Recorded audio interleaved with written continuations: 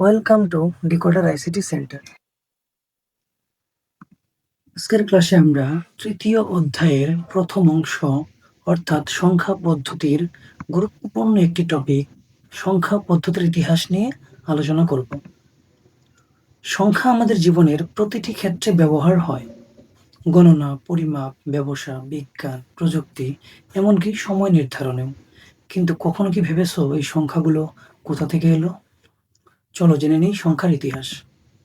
প্রাচীনকালে মানুষ গণনা শিখেছিল গরু, ছাগল, খাদ্য ইত্যাদির পরিমাণ রাখার জন্য। তারা নুড়ি পাথর দিয়ে, দড়িতে গিঁট দিয়ে, পাথরে বা গাছে দাগ কেটে সংখ্যা বোঝাতো। এটি ছিল সংখ্যার প্রথম রূপ এবং কোনো লিখিত রূপ ছিল না।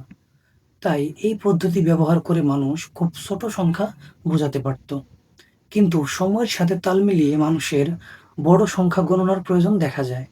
তাই বিভিন্ন সভ্যতার মানুষ ভিন্ন ভিন্ন সংখ্যা পদ্ধতি আবিষ্কার করে। চলুন জেনে নেওয়া যাক সে সকল সংখ্যা পদ্ধতি সম্পর্কে। প্রথমেই আসা যাক টেলি সংখ্যা পদ্ধতি। সুমেরীয় সভ্যতার মানুষ আবিষ্কার করে খ্রিস্টপূর্ব 4000 বছর আগে। টেলি সংখ্যা পদ্ধতি আমরা সকলেই চিনি, এটা দিয়ে আমরা পরিসংখ্যানের ম্যাথ করেছি। তারপর আসা যাক রোমান সংখ্যা পদ্ধতি। রোমানীয় সভ্যতার মানুষ আবিষ্কার করে খ্রিস্টপূর্ব 3400 বছর আগে।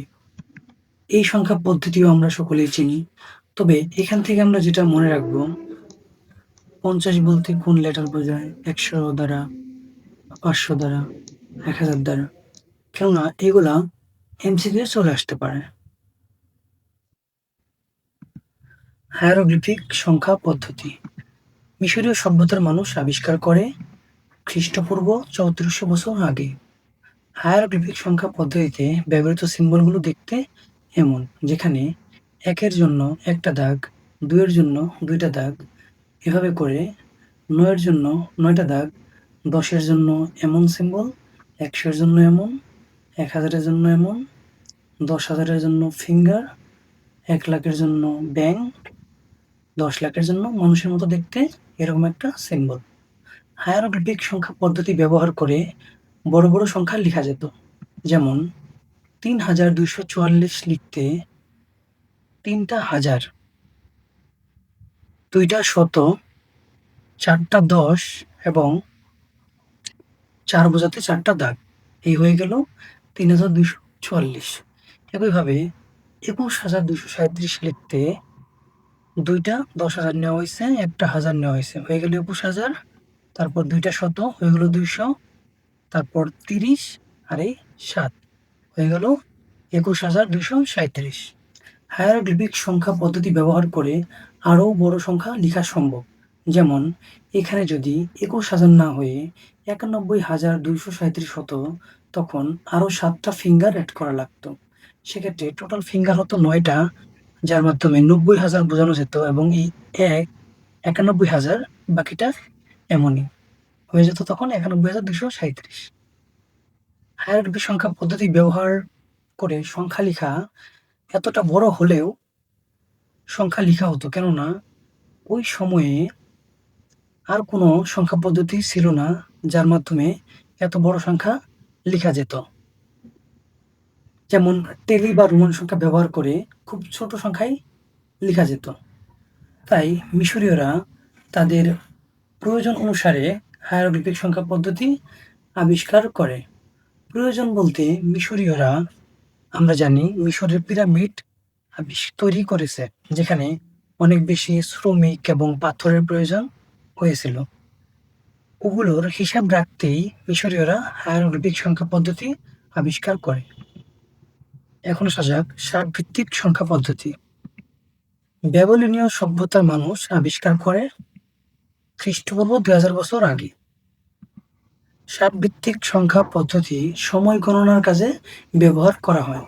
যেমন আমরা বলি 60 সেকেন্ডে 1 মিনিট, 60 মিনিটে 1 ঘন্টা।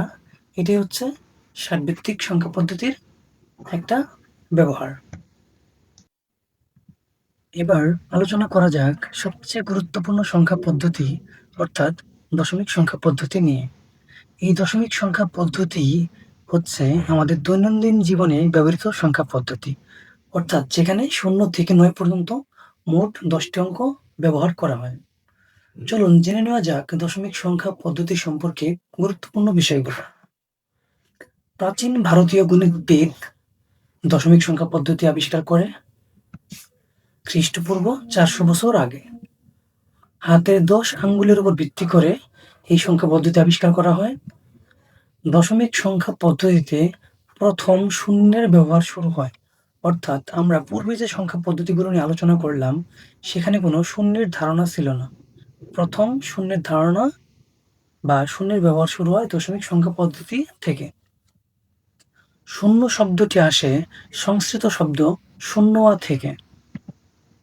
ভারতের হিন্দুদের দ্বারা আবিষ্কৃত সংখ্যা পদ্ধতি আরবীয়দের মাধ্যমে সারা পৃথিবীতে ছড়িয়ে পড়ে, তাই দশমিক সংখ্যা পদ্ধতিকে হিন্দু আরবীয় সংখ্যা পদ্ধতি বলা হয় বা বলে।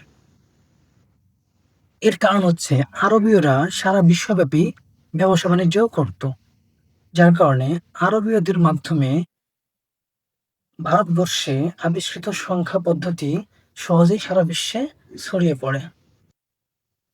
এই ছিল আজকের ক্লাস।